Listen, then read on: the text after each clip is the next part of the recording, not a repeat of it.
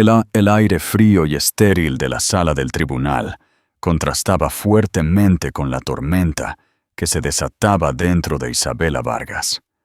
Con 8 meses de embarazo, cada respiración era una batalla. Pero la parte más difícil era ver a las 2 personas que habían destruido su vida. Su marido, Esteban Soler, estaba sentado junto a su abogado, con aspecto de víctima, y en la primera fila de la galería, impecablemente vestida y sonriendo con suficiencia, estaba Carla Ríos, la otra mujer. Mientras el abogado de Isabela presentaba el caso para un apoyo justo para el niño que venía en camino, Carla se inclinó y susurró, lo suficientemente fuerte como para que Isabela lo escuchara. Ahora estamos andando como un pato para dar pena, ¿verdad? No te preocupes, pronto tendrá una verdadera familia. El dardo hirió más profundamente que cualquier argumento legal. Pero ninguno de ellos, ni Isabela, ni Esteban, y ciertamente ni la engreída amante, podría haber predicho que la jueza silenciosa que observaba sería la que haría una única pregunta devastadora que haría que toda su casa de mentiras se derrumbara. La vida en los suburbios de Sevilla, Andalucía, siempre se había sentido como una fotografía perfectamente curada para Isabela Vargas. Su extensa y moderna casa colonial, testimonio de su propio talento arquitectónico, estaba anidada en una calle sin salida, donde los jardines estaban perpetuamente verdes, y los vecinos saludaban con genuina calidez. Durante 10 años, su matrimonio con Esteban había sido la base de esta existencia idílica.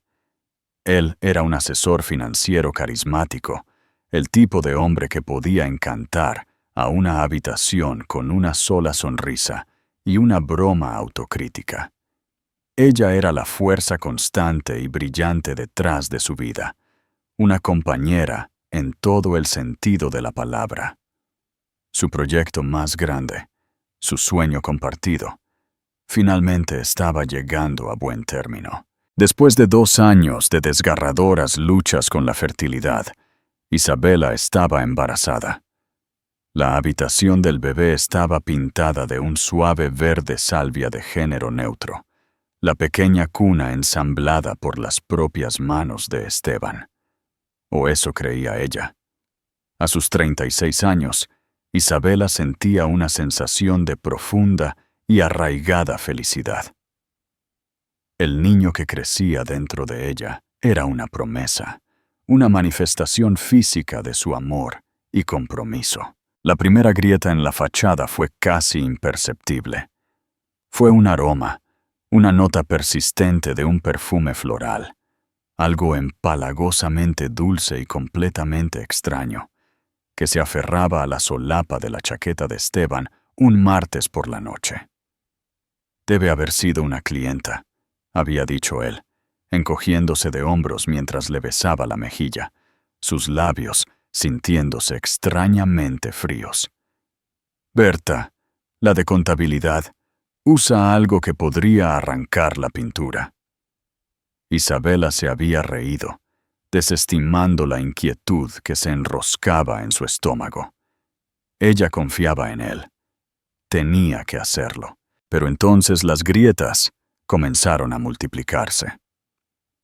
Las noches hasta tarde en la oficina, antes una rareza, se convirtieron en una nueva normalidad. Cerrando un gran trato, Cass, enviaba el mensaje de texto brillando en la pantalla de su teléfono mientras ella se sentaba sola en su gran mesa de comedor. Esto nos asegurará la vida por años, para el bebé. Sus excusas estaban siempre envueltas en el lenguaje de su futuro, haciendo que fuera imposible cuestionarlas sin sonar desagradecida o sospechosa. Empezó a proteger su teléfono, inclinándolo lejos de ella cuando vibraba, un hábito que nunca antes había tenido. Su fácil intimidad comenzó a desmoronarse. Él llegaba tarde a la cama, mucho después de que ella se hubiera quedado dormida en un sueño inquieto inducido por el embarazo, y se apartaba de ella, creando un abismo en su cama king size, que se sentía a kilómetros de distancia. Él lo achacó al estrés, a la presión del trato, a su ansiedad por convertirse en padre. E Isabela, queriendo ser la esposa que lo apoyaba, lo aceptó. Cocinaba sus comidas favoritas, le preparaba baños relajantes y se decía a sí misma que esto era solo una fase, una tormenta antes de la hermosa calma de la paternidad. El punto de quiebre llegó en una tarde sofocante de julio. Ella estaba buscando los papeles de garantía de su nuevo lavavajillas en la oficina de la casa, un espacio que él había reclamado como suyo. Abrió un cajón de su antiguo escritorio de caoba, un lugar en el que rara vez se aventuraba. Escondido debajo de una pila de extractos bancarios antiguos, había un recibo delgado y doblado de un hotel boutique en el centro llamado El Laberinto, un lugar moderno y romántico al que nunca habían ido juntos. La fecha era de 3 semanas antes, un miércoles, en el que supuestamente había estado trabajando hasta las 2 de la madrugada para finalizar los informes trimestrales. El cargo era por una noche, una suite y 2 cócteles al amanecer del servicio de habitaciones. El aire abandonó los pulmones de Isabela. Su mano, apoyada protectoramente sobre su vientre hinchado, comenzó a temblar. Podría ser un error. Tenía que serlo. Tal vez había alojado a un cliente allí. Pero, ¿por qué escondería el recibo? Su corazón golpeaba contra sus costillas al ver otro trozo de papel doblado debajo. No era un recibo. Era una tarjeta, el frente de la cual estaba grabado con una elegante C única. Sus dedos se sentían torpes mientras la abría. La letra en el interior era una caligrafía femenina y cursiva. Esteban, la noche de anoche fue más allá de todo lo que imaginé. Olvidar que el mundo existe contigo es mi nuevo pasatiempo favorito. Todavía puedo sentir tus manos sobre mí, contando los segundos hasta que podamos estar en nuestra burbuja de nuevo. Todo mi amor es tuyo. El mundo se inclinó sobre su eje. Esteban. Nadie lo llamaba Esteban más que su difunta madre. La intimidad del nombre fue un golpe físico. Las palabras en la tarjeta no eran solo sobre un acto físico. Hablaban de un mundo compartido, una burbuja de la que ella no formaba parte. El bebé dentro de ella dio una patada fuerte y repentina, como si sintiera la angustia de su madre. Isabela se hundió en la lujosa silla de cuero de la oficina de Esteban. El olor de su colonia, la que ella le había comprado para su aniversario, subiendo desde la tela. Era un aroma que siempre había asociado con la seguridad y el amor. Ahora olía a engaño. La jaula dorada que ella había ayudado a construir tan cuidadosamente había sido una mentira todo el tiempo. El hombre que había amado, el hombre cuyo hijo estaba esperando, era un extraño, y en algún lugar, una mujer con la inicial C estaba viviendo una parte de su vida que Isabela ni siquiera sabía que existía. El silencio de la casa perfecta se volvió de repente ensordecedor, lleno solo con el sonido de su propio corazón destrozándose. La noche que Esteban regresó a casa, Isabela estaba sentada en la oscuridad, el condenatorio recibo del hotel y la tarjeta íntima colocados sobre la superficie pulida de la isla de la cocina, como evidencia en la escena de un crimen. La casa estaba en silencio, el aire denso con palabras no dichas. Él entró, tarareando una melodía alegre, aflojándose la corbata como siempre hacía. «Hola, cariño, no vas a creer el día que tuve», empezó. Luego se detuvo en seco, sus ojos ajustándose a la luz tenue. Vio su expresión, luego su mirada cayó sobre los artículos de la isla, el color drenado de su rostro. La máscara encantadora y segura que usaba para el mundo se disolvió, revelando a un hombre acorralado y aterrorizado. «Isa, ¿qué es esto?», preguntó, su voz una imitación débil de su habitual bravuconería. «Creo que lo sabes, Esteban», dijo ella, su propia voz extrañamente tranquila. La tormenta de dolor había pasado, dejando atrás una escalofriante resolución. «¿Quiénes sean?». Las mentiras vinieron primero, torpes y desesperadas. Fue una broma de un tipo del trabajo. Fue una tarjeta vieja de un antiguo cliente. Ayudé a un amigo que estaba teniendo una aventura a reservar una habitación. Cada mentira era más transparente que la anterior, y con cada una, un poco más del hombre que ella creía conocer se desmoronaba. «Detente, Esteban», dijo ella finalmente, su voz alzándose. «Simplemente deja de mentir. Durante 10 años, pensé que teníamos honestidad. Si no nos queda nada más, por favor, dame solo eso». Finalmente se derrumbó. Se hundió en un taburete frente a ella, pasándose las manos por el cabello perfectamente peinado. Confesó. Su nombre era Carla Ríos. Trabajaba en el departamento de fusiones y adquisiciones de su empresa. Había comenzado hacía 6 meses, afirmó, como un coqueteo durante el café, una risa compartida, durante un proyecto estresante. Lo pintó como un error, un momento de debilidad bajo la inmensa presión de su trabajo y la inminente responsabilidad de la paternidad. «No significó nada, Isa», suplicó, sus ojos llenándose de lágrimas que ahora ella sospechaba eran teatrales. «Tú y el bebé, sois mi vida. Fue una distracción estúpida y sin sentido. Lo terminaré. Esta noche, lo juro». Pero Isabela, la arquitecta, siempre había sido buena para ver las fallas en una estructura, y su historia estaba llena de ellas. La tarjeta no se leía como una distracción sin sentido, se leía como una carta de amor. «Déjame ver tu teléfono», exigió ella. El pánico brilló en sus ojos de nuevo. «Isa, no hagas esto. Solo te dolerá más. No puede doler más que esto», susurró ella. «Muéstrame tu teléfono, Esteban». Con manos temblorosas, él lo desbloqueó y se lo entregó.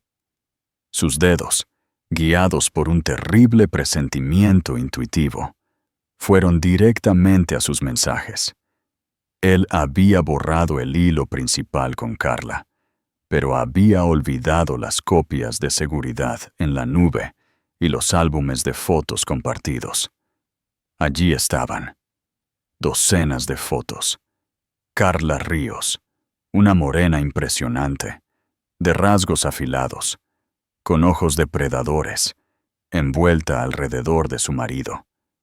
Fotos de ellos en el laberinto, chocando copas de champán. Fotos de un viaje de fin de semana a la costa, que ella no sabía nada. Esteban, sonriendo más ampliamente de lo que lo había hecho con ella en años. Y luego los mensajes de texto. No había borrado todo. Encontró un hilo con su mejor amigo, Jorge. «Jorge, estás loco. Isa está embarazada.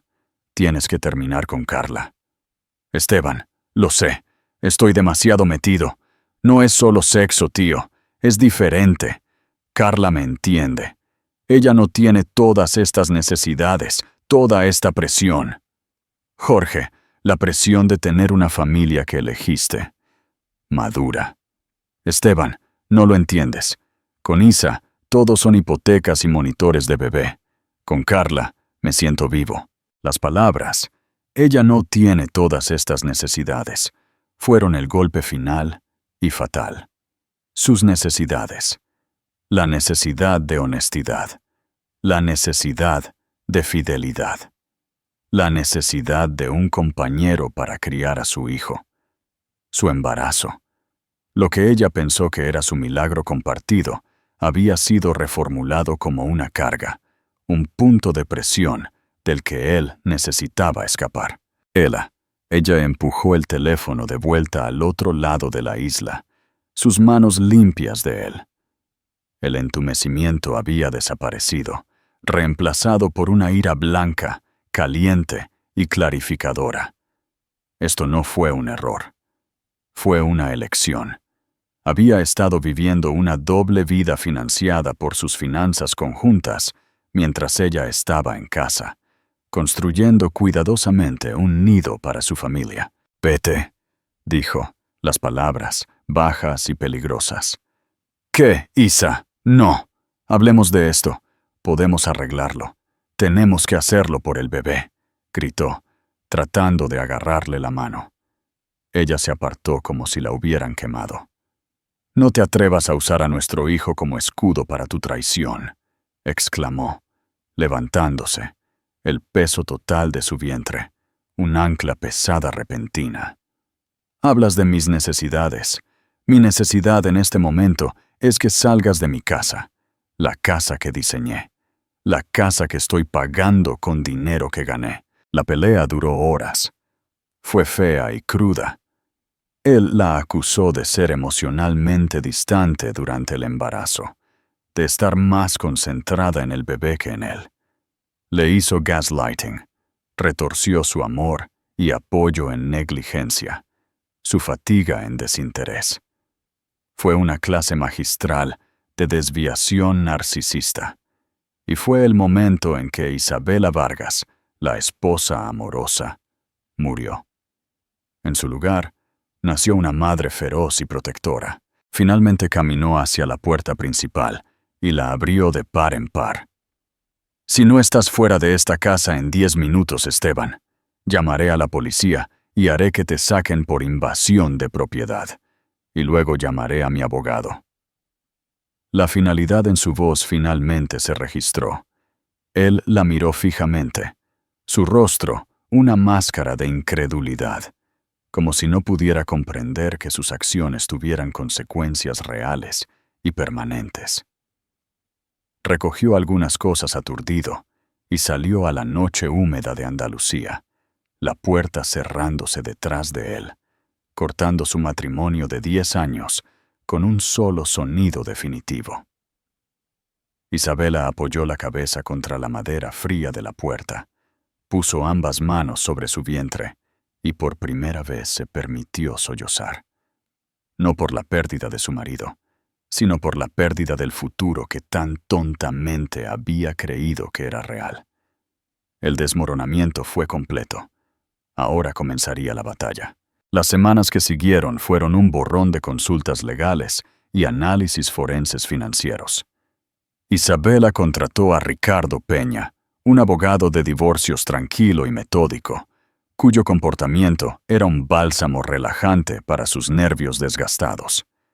Peña era agudo, empático y, lo más importante, nunca la hizo sentir como una víctima. «Isabela», dijo durante su primera reunión, su oficina un santuario de libros encuadernados en cuero y tranquila competencia. El sistema judicial familiar en Sevilla apunta a la distribución equitativa, pero equitativo no siempre es igual. La infidelidad de Esteban, aunque emocionalmente devastadora, no será el factor principal en la división de activos. El tribunal se centrará en las finanzas. Necesitamos obtener una imagen clara de todo lo que poseen, todo lo que deben y todo lo que él gana. Las primeras andanadas del equipo legal de Esteban se dispararon casi de inmediato. Contrató a un abogado notoriamente agresivo, un tiburón llamado Ortega, conocido por desangrar a los oponentes de sus clientes emocional y financieramente. Su movimiento de apertura fue una petición alegando que la casa, a pesar de ser su hogar conyugal, debería considerarse propiedad separada de Esteban. Argumentó que el pago inicial había provenido de una herencia que recibió años antes de casarse, una mentira flagrante. Isabela tenía los extractos bancarios para probar que el pago inicial provino de sus propios ahorros prematrimoniales, una recompensa por un importante diseño arquitectónico que había vendido. Fue la primera señal clara de su estrategia: mentir, ofuscar y agotar sus recursos, luchando batallas que eran evidentemente falsas. Estaban tratando de agotarla. El proceso de descubrimiento se convirtió en una guerra de desgaste. Las declaraciones financieras de Esteban eran una obra de ficción. Afirmó que sus ingresos se habían reducido drásticamente debido a la volatilidad del mercado, a pesar de haberse jactado de su trato masivo de su vida solo meses antes. Su bonificación, generalmente una suma de 6 cifras, se listaba como 0. Presentó extractos de tarjetas de crédito que estaban sospechosamente limpios, mostrando solo cargos por gasolina y comestibles. «Está escondiendo dinero, Isabela», afirmó Peña, revisando los documentos. Un hombre con sus ingresos no simplemente deja de gastar, o está desviando su salario a una cuenta nueva, o alguien más está pagando sus facturas. La alguien más era obvia: Carla Ríos. Cavaron más profundo. Peña contrató a una contadora forense, una mujer meticulosa llamada Elena, que comenzó a rastrear los rastros digitales y en papel. Citó a declarar registros de la empresa de Esteban, de su banco, de sus cuentas de inversión. Cada solicitud fue recibida con resistencia y desafíos legales por parte de Ortega, quien presentó moción tras moción para retrasar y obstruir. Los honorarios legales se estaban acumulando, devorando los ahorros que Isabela había guardado tan cuidadosamente. La crueldad de Esteban se volvió personal. Congeló su cuenta corriente conjunta sin previo aviso, dejando a Isabela varada en una tienda de comestibles, su tarjeta rechazada por un carrito lleno de comida. La humillación la invadió cuando tuvo que abandonar los artículos, sus mejillas ardiendo de vergüenza. Estaba tratando de controlarla, de desesperarla y obligarla a un acuerdo rápido y desfavorable. Pero él la subestimó. Isabela, la arquitecta que podía gestionar proyectos de construcción multimillonarios y hacer malabares con contratistas, no se rompía fácilmente. Separó sistemáticamente sus finanzas, abrió nuevas cuentas y comenzó a documentar cada gasto. Aceptó trabajos de diseño freelance que podía hacer desde casa, trabajando hasta altas horas de la noche después de que la fatiga relacionada con el embarazo había disminuido, decidida a no dejar que él la matara de hambre para que se sometiera. La batalla legal se extendió al bebé. El abogado de Esteban presentó una moción exigiendo una prueba de paternidad prenatal, plantando una semilla de duda sobre su fidelidad en un documento legal público. La acusación era tan vil, tan lejos de la verdad, que Isabela se sintió físicamente enferma. Peña le aseguró que era una táctica estándar y repugnante. «Quieren provocar una reacción emocional en ti en el estrado», explicó, su voz tensa por la ira en su nombre. «Quieren pintarte como histérica e inestable. No caigas en la trampa. Aceptaremos la prueba. Probará que él es el padre, y su sugerencia maliciosa le será contraproducente con la jueza». Isabela estuvo de acuerdo, aunque la violación se sintió profunda. Se vio obligada a probar la legitimidad del niño que llevaba, un niño concebido en un matrimonio que ella había atesorado. Fue un movimiento calculado para infligir dolor, y sin duda fue influencia de Carla. Este nivel de vileza personal tenía sus huellas dactilares por todas partes. Mientras se preparaban para la primera audiencia preliminar, Elena, la contadora forense, logró un gran avance. Si bien el gasto personal de Esteban había desaparecido, la cuenta de gastos corporativos que él controlaba en su empresa había experimentado un aumento dramático en la actividad.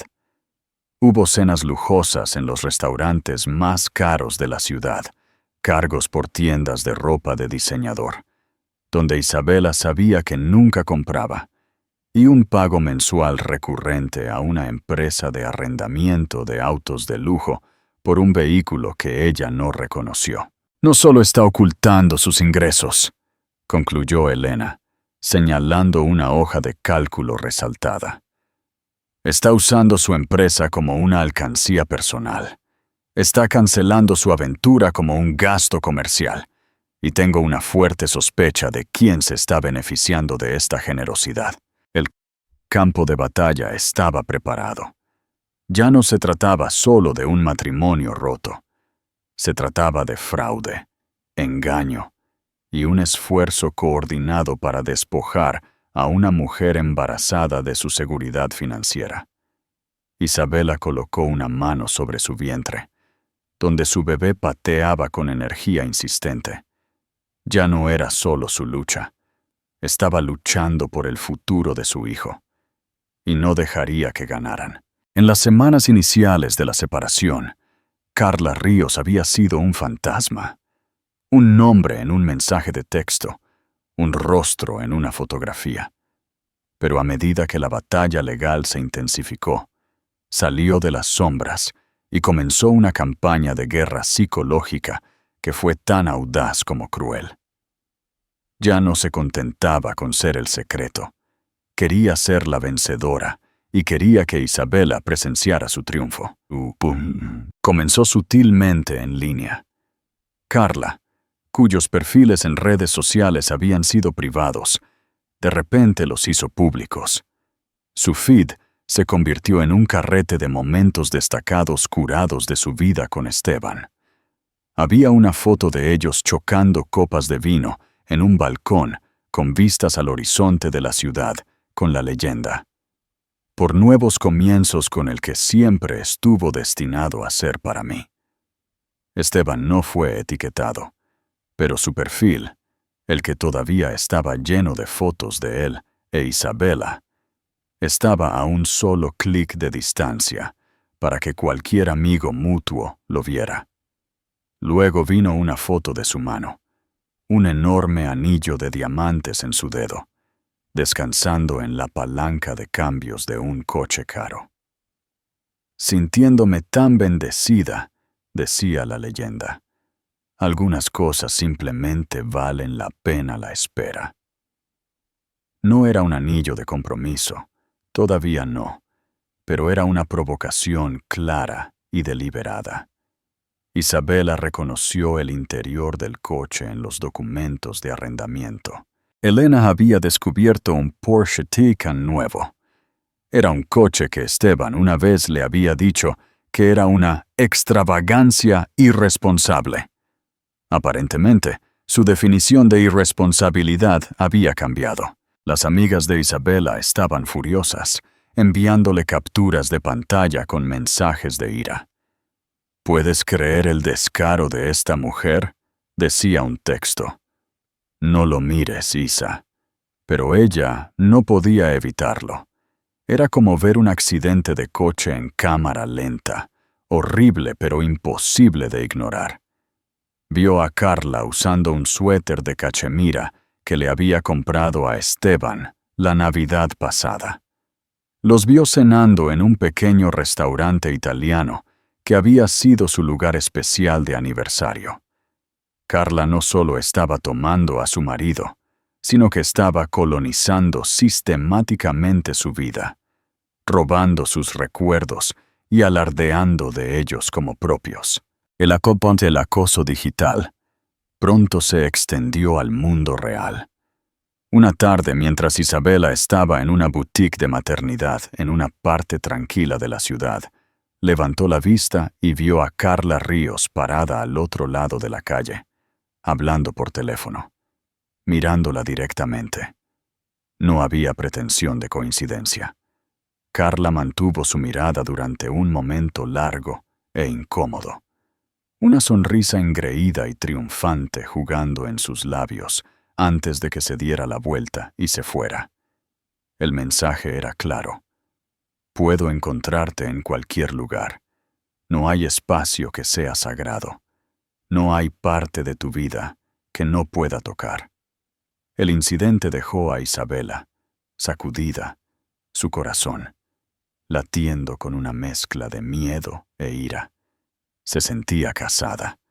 Su casa, antes un santuario, ahora se sentía como una fortaleza bajo asedio.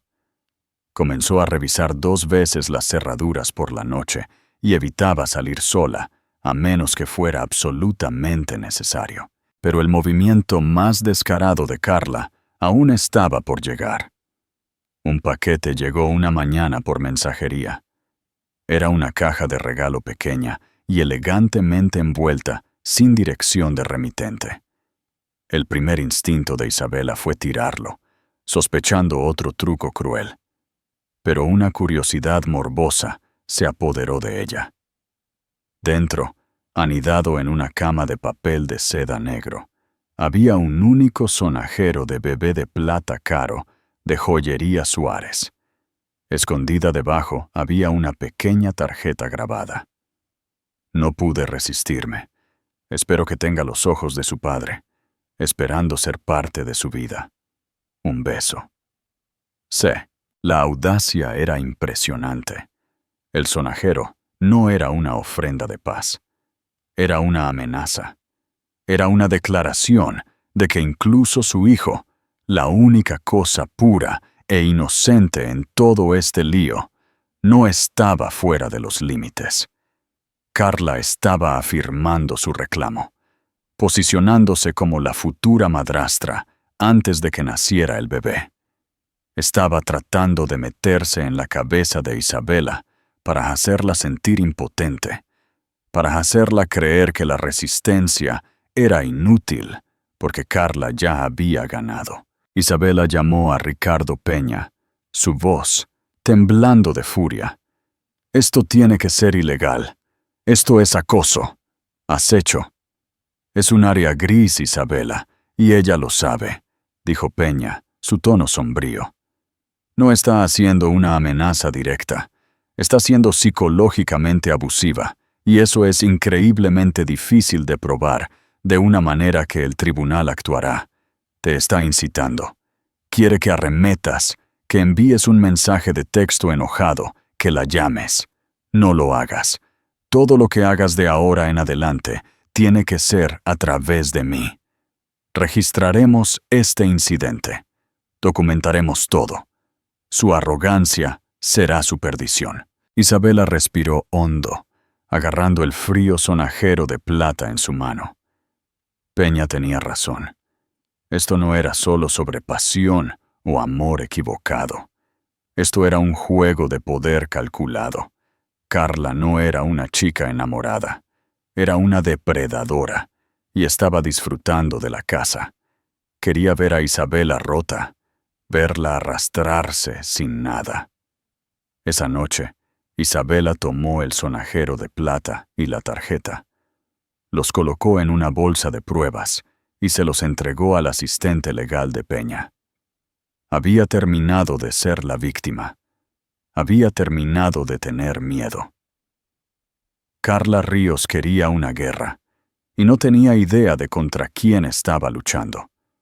Isabela Vargas no era solo una esposa embarazada, era una arquitecta. Sabía cómo construir cosas, pero también sabía que a veces, para construir algo nuevo y fuerte, primero había que estar dispuesta a quemar la vieja estructura hasta los cimientos. Y finalmente, estaba lista para encender el fósforo. El día de la audiencia preliminar llegó en una mañana de agosto húmeda y opresiva. El juzgado de distrito de Sevilla era un hervidero de miseria silenciosa, sus pasillos llenos de personas en los peores días de sus vidas.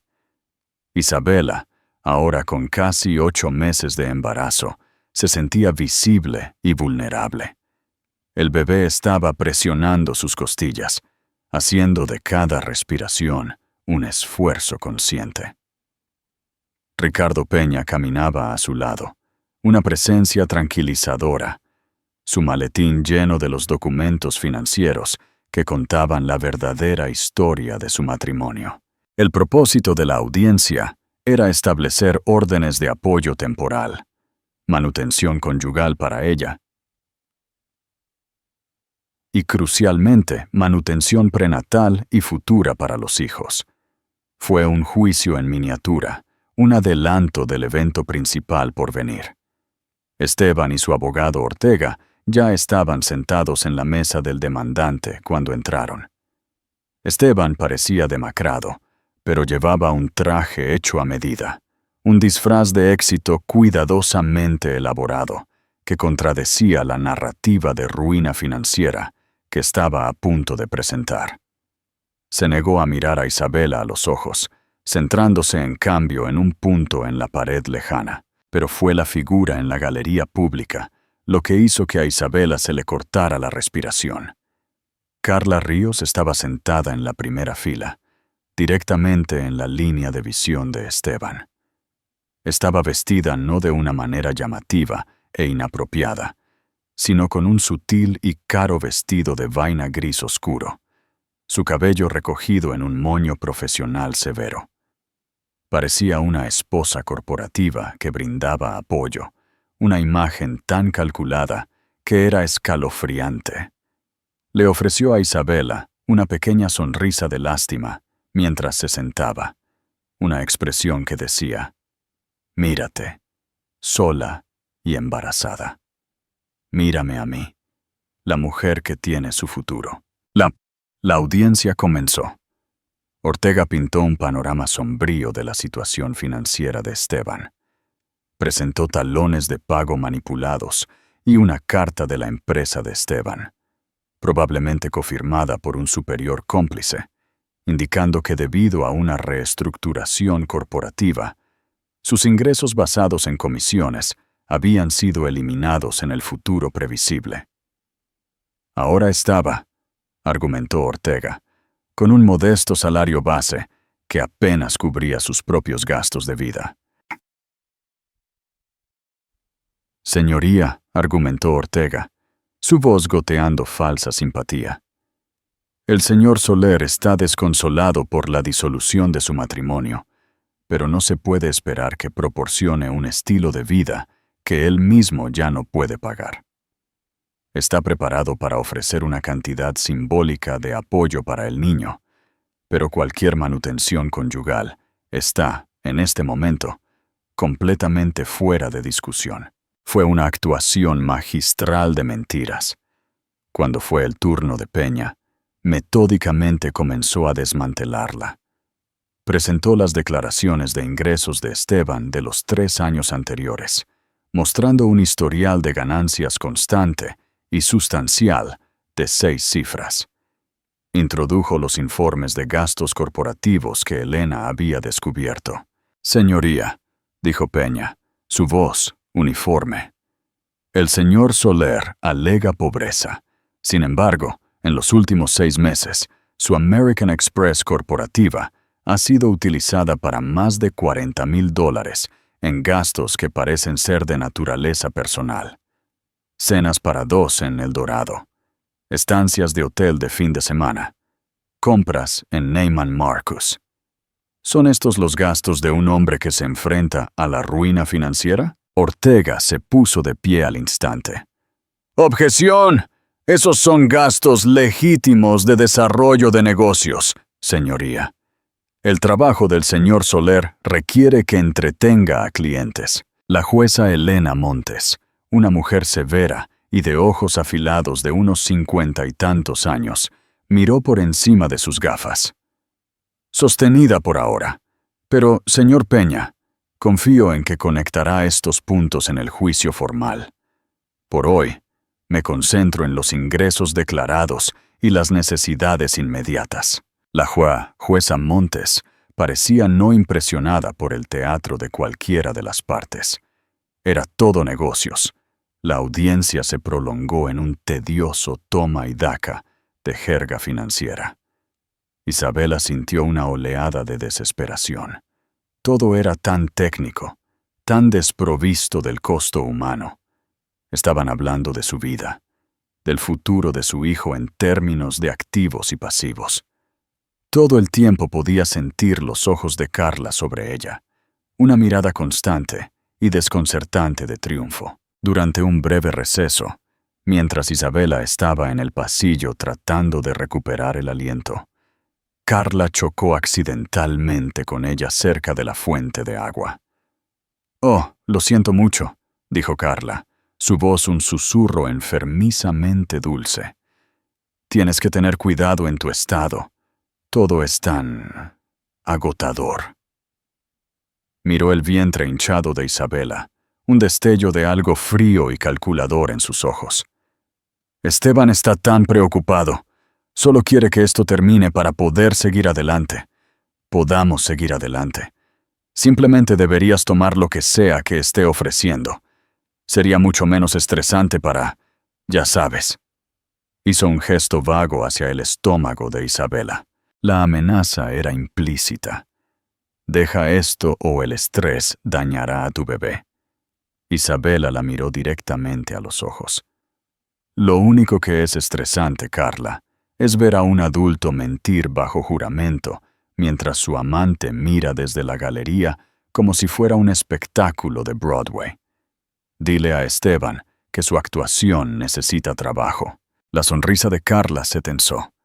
La máscara de preocupación fingida se desvaneció, revelando la animosidad cruda debajo.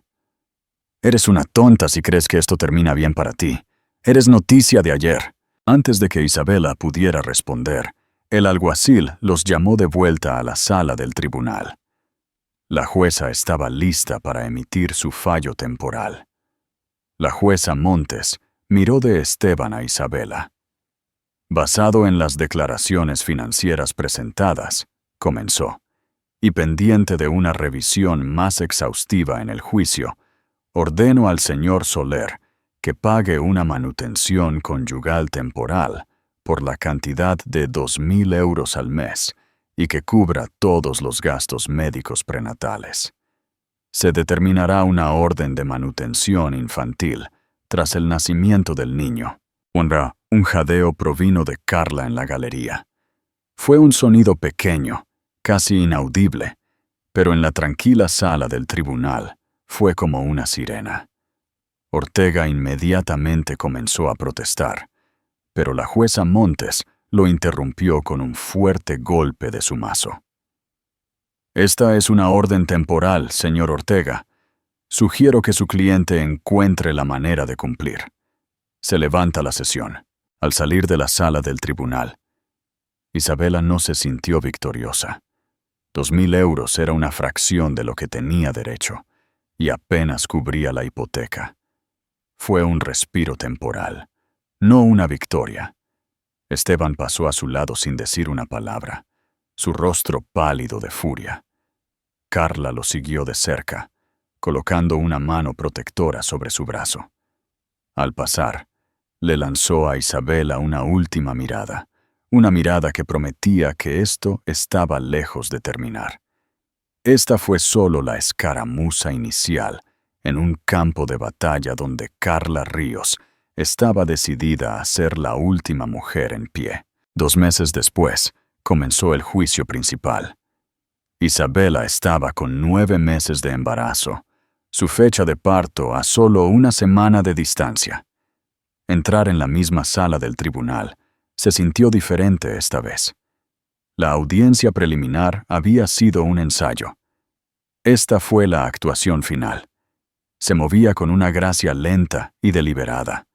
Su gran vientre un recordatorio físico constante de lo que estaba en juego. Ricardo Peña, siempre la presencia tranquilizadora, llevaba 2 grandes maletines, rebosantes de archivos, la munición para la guerra que se avecinaba.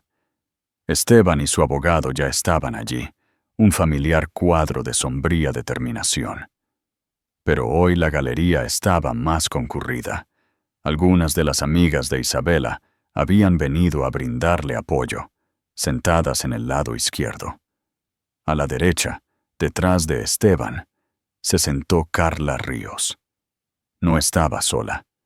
Había traído a dos de sus propias amigas, dos mujeres que parecían copias al carbón de ella, afiladas, elegantes y que irradiaban un aura de privilegio intocable. Susurraban a espaldas, ocasionalmente mirando hacia Isabela y sonriendo con suficiencia. La atmósfera era densa de tensión. La jueza Bebois, a Elena Montes, entró, su rostro tan impasible como el granito, y el proceso comenzó. El primer día fue un agotador examen de registros financieros. Ricardo Peña y la contadora forense, Elena, subieron al estrado, presentando sus hallazgos con meticuloso detalle. Mostraron el flujo de dinero de las cuentas comerciales de Esteban a entidades fantasma. Presentaron pruebas del arrendamiento del Porsche, los viajes lujosos, las compras de diseñador, un estilo de vida completamente en desacuerdo con su afirmación de casi pobreza. Ortega, el abogado de Esteban, era hábil para crear dudas. Interrogó a Elena sin descanso, tratando de retratarla como una profesional a sueldo que estaba malinterpretando las prácticas comerciales estándar. Así que un almuerzo de negocios con un cliente potencial ahora se considera fraude en su opinión experta, señora Elena, preguntaba con sarcasmo goteante. Esteban subió al estrado al final de la tarde. Bajo el suave interrogatorio de Ortega, interpretó el papel del hombre acosado y desconsolado. Habló del estrés insoportable de su trabajo de alta presión y del desafortunado pero mutuo colapso de su matrimonio. Enmarcó la aventura con Carla como un síntoma del final del matrimonio, no la causa. Cometí errores, dijo, mirando a la jueza con sinceridad practicada. Pero no soy un hombre rico. Estoy tratando de reconstruir mi vida tal como lo está haciendo Isabela. Todo lo que quiero es proporcionar lo que es justo para mi hijo basándome en lo que realmente puedo pagar. Isabela lo observó, una extraña en la piel de su marido, tejiendo un tapiz de mentiras con tanta convicción que por un momento aterrador casi dudó de su propia realidad. Podía sentir al bebé moviéndose dentro de ella, una energía inquieta y agitada que reflejaba la suya. El primer día terminó sin una clara victoria para ninguna de las partes. Mientras empacaban, Isabela escuchó a una de las amigas de Carla susurrar en voz alta: «No puedo creer que tenga que pagar por ella en absoluto. Ella es la que se descuidó». Las palabras estaban destinadas a que ella las escuchara. Ella se encogió como si la hubieran golpeado. Los ignoró, dejando que Ricardo la guiara fuera de la sala del tribunal. El segundo día fue aún más intenso. Fue el turno de Peña de interrogar a Esteban. Comenzó tranquilamente, preguntando sobre su empleo, su salario, sus gastos declarados. Luego comenzó a introducir la evidencia de su vida oculta. «Señor Soler», dijo Peña, sosteniendo una fotografía. «¿Reconoce a esta mujer?» Era una foto de Carla sonriendo en una playa. «Sí, esa es Carla Ríos», dijo Esteban, su voz tensa. «Y ella es su pareja actual, ¿correcto?» «Estamos en una relación, sí». Peña luego mostró el recibo del sonajero de bebé de Joyería Suárez. «¿Compró este artículo para que la señora Ríos se lo enviara a su esposa?» Esteban se removió en su asiento. Sí, pensamos que sería un gesto amable». «¿Un gesto amable?», repitió Peña, dejando que el absurdo de la frase flotara en el aire. Enviar un regalo no solicitado de su amante a su esposa embarazada. ¿Considera eso un gesto amable? Ortega objetó, pero el daño estaba hecho. Peña continuó: socavando la credibilidad de Esteban, pregunta tras pregunta. Presentó las publicaciones en redes sociales, las fotos del Porsche, los recibos de escapadas románticas. Con cada pieza de evidencia, la historia de Esteban comenzó a desmoronarse. Se puso nervioso, contradiciendo su testimonio anterior, alegando que no podía recordar fechas o gastos específicos. La jueza pidió un receso a media mañana. La tensión en la sala era palpable. Mientras Isabela se levantaba lentamente para estirar su espalda dolorida, sus amigas se agruparon a su alrededor, ofreciendo agua y palabras tranquilas de aliento. Al otro lado del pasillo, Carla y sus amigas se reían. Era un sonido bajo y cruel. Entonces Carla se puso de pie, como para estirar sus propias piernas, y dio unos pasos hacia el pasillo central. Estaba directamente en la línea de visión de Isabela. Puso una mano sobre su propio vientre plano. Luego miró deliberadamente el vientre de 9 meses de Isabela. En un susurro teatral, diseñado para ser escuchado en la silenciosa sala del tribunal, le dijo a su amiga, lo suficientemente fuerte para que al menos la mitad de la sala, y lo más importante, Isabela, lo escuchara. Mírala, andando como un pato aquí, tratando de obtener simpatía con ese vientre. Es patético. Él tendrá una familia de verdad pronto, una que no se basa en atrapar a un hombre. El mundo se quedó en silencio. El aire fue succionado de los pulmones de Isabela. La crueldad casual. La humillación pública. Fue más devastador que cualquier argumento legal. Las lágrimas picaron sus ojos, calientes y vergonzosas. Su amiga comenzó a correr en su defensa, pero Isabela simplemente se quedó allí, congelada, el eco de las palabras de Carla resonando en sus oídos. El alguacil, un hombre corpulento que lo había visto todo, le lanzó a Carla una mirada de puro veneno. Incluso Ortega pareció encogerse. Fue un acto descarado y estúpido de malicia. Pero lo que nadie había contado era que la jueza Elena Montes había regresado al estrado un momento antes para recuperar un archivo. Había estado parada en la puerta, invisible para la galería. Había escuchado cada palabra. Su rostro, generalmente una máscara de neutralidad judicial, ahora estaba fijo en líneas de furia fría y controlada. No dijo una palabra. Simplemente caminó hacia su silla, sus ojos fijos en Carla Ríos, con una intensidad que podía derretir el acero. La burla había sido un grave error de cálculo. Carla, en su arrogancia, acababa de hacer un enemigo poderoso e implacable. El receso había terminado, y todo estaba a punto de cambiar. Cuando el juicio se reanudó después del receso, el aire mismo en la sala del tribunal parecía haber cambiado. La luz perezosa de la tarde que se filtraba a través de las altas ventanas ahora parecía áspera e interrogativa. El regreso de la jueza Montes al estrado fue un estudio de intensidad silenciosa. El breve destello de furia que Isabela había visto en la puerta se había ido, reemplazado por una calma profunda e inquietante. Era la quietud de un océano profundo antes de un tsunami.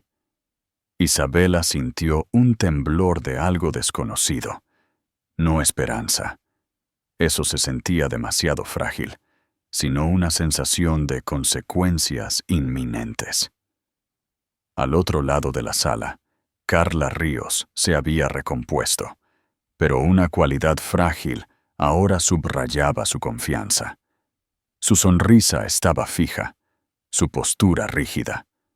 Había disparado una flecha envenenada y ahora estaba observando para ver si había dado en el blanco, completamente ajena al hecho de que había provocado a un adversario mucho más poderoso. Esteban Soler reanudó su lugar en el estrado, aparentemente inconsciente del cambio.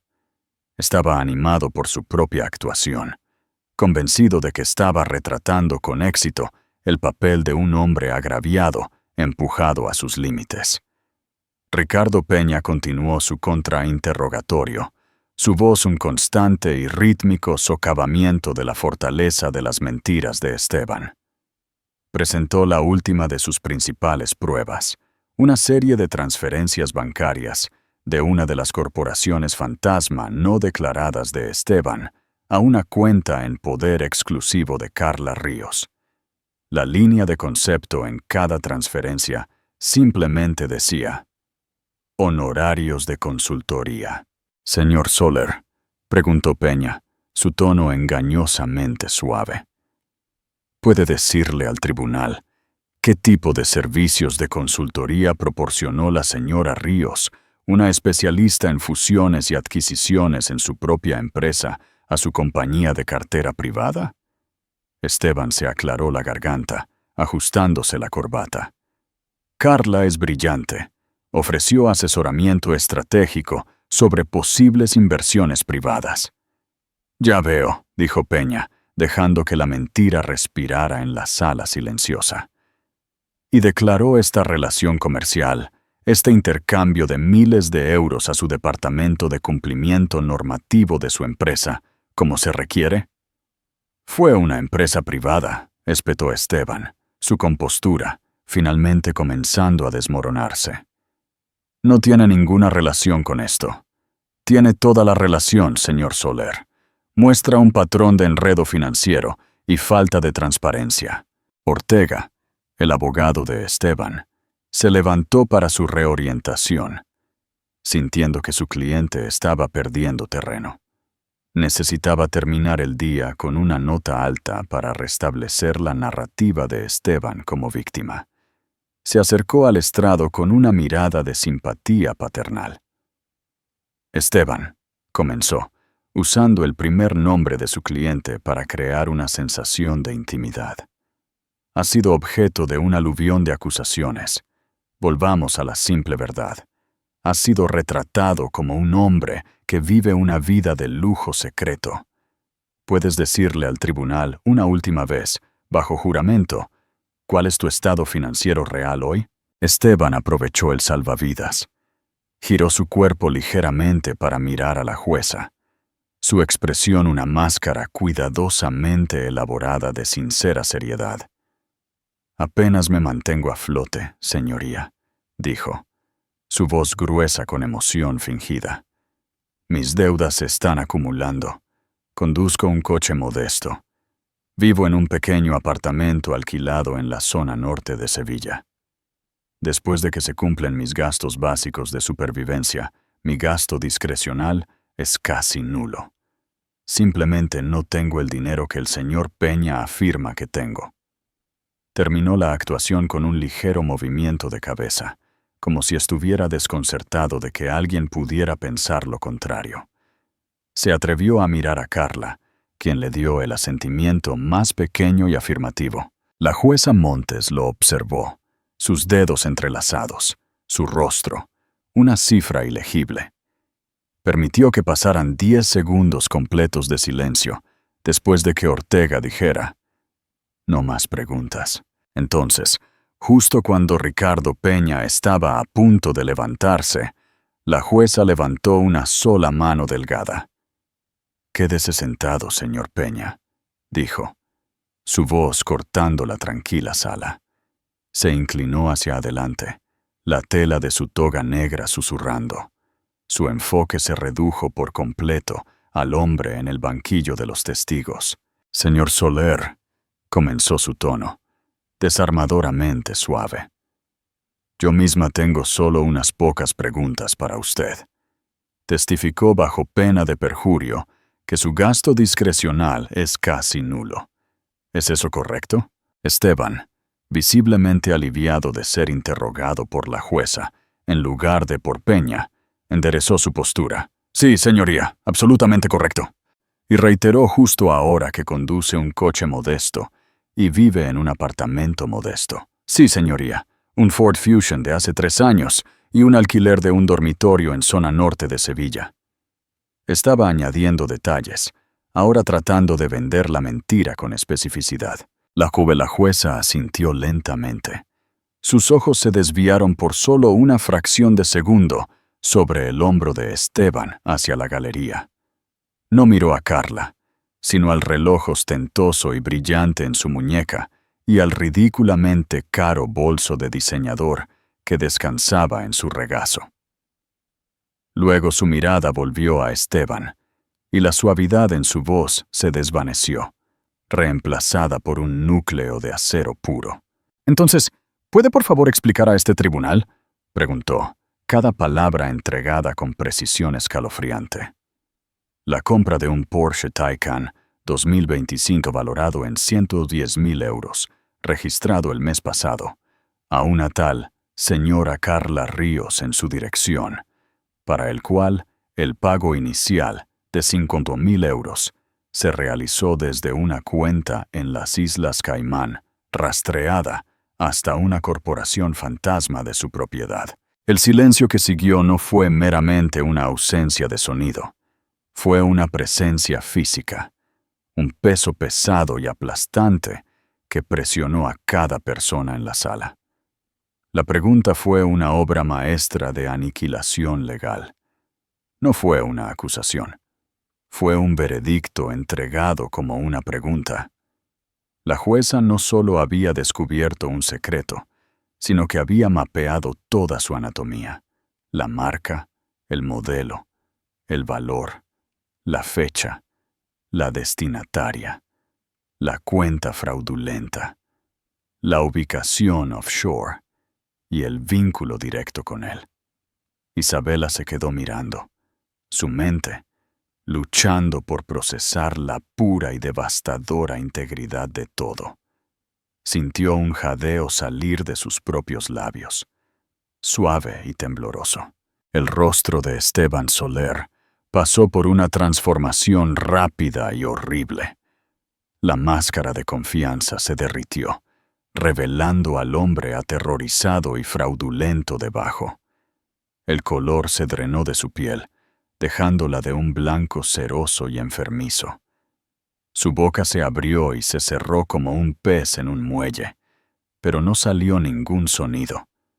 Sus ojos, muy abiertos por el pánico, se movieron desde el rostro impasible de la jueza hasta su abogado. Ortega estaba congelado. El abogado, el tiburón, estaba completamente aturdido. Su boca estaba abierta, sus notas cuidadosamente preparadas, olvidadas en la mesa ante él. Había estado preparado para luchar las batallas que conocía.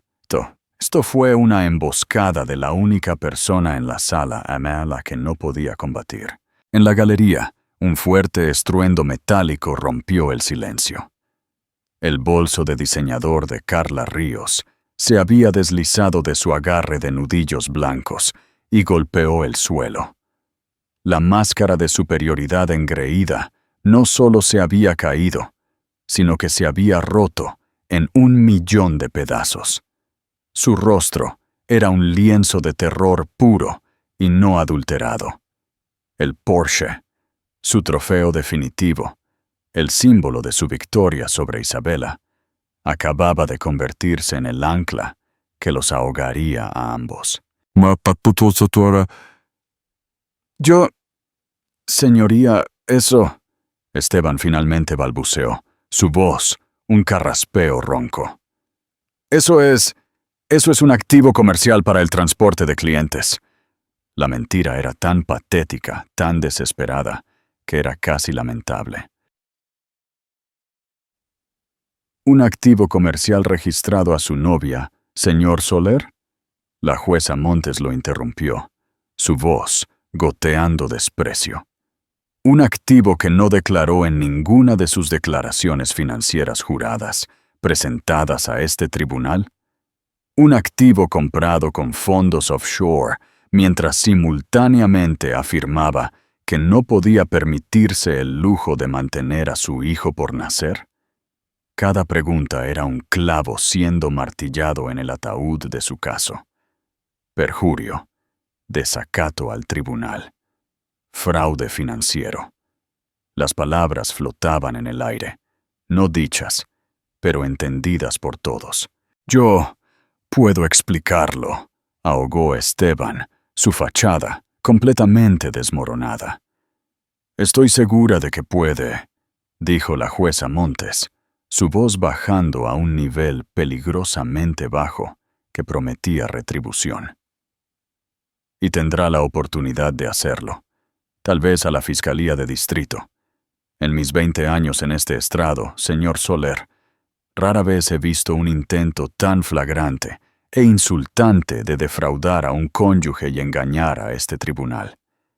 El perjurio y el fraude financiero son delitos penales graves. Este tribunal no se los toma a la ligera. Se acabó. Completa y totalmente terminado. Ortega, sacudido de nuevo a la vida por la mención de cargos criminales, se puso de pie. Señoría, solicitamos un receso inmediato para discutir este asunto. La jueza Montes lo concedió con un brusco asentimiento. Mientras el alguacil escoltaba a un tembloroso y vaciado Esteban fuera del banquillo de los testigos, no se atrevió a mirar a Isabela. No podía. Su mirada cayó sobre Carla, una mirada desesperada y suplicante en sus ojos. Pero ella no lo estaba mirando a él. Estaba mirando a la jueza, su rostro, una máscara de horror al amanecer, mientras se daba cuenta de que su papel en esto no era solo el de una amante, sino el de una cómplice. Las secuelas fueron una rendición rápida y brutal. En la cámara de la jueza con Esteban y un frenético Ortega, no hubo negociación. Solo hubo términos. Para evitar que la jueza remitiera formalmente el caso para un procesamiento penal, tendrían que aceptar todas y cada una de las demandas originales de Ricardo Peña. Y algo más. Una hora después, salieron. Isabela se mantuvo erguida mientras Ricardo Peña describía el acuerdo final vinculante. Se le otorgó la propiedad única y exclusiva de la casa, libre de cargas. Las reclamaciones de Esteban fueron extinguidas.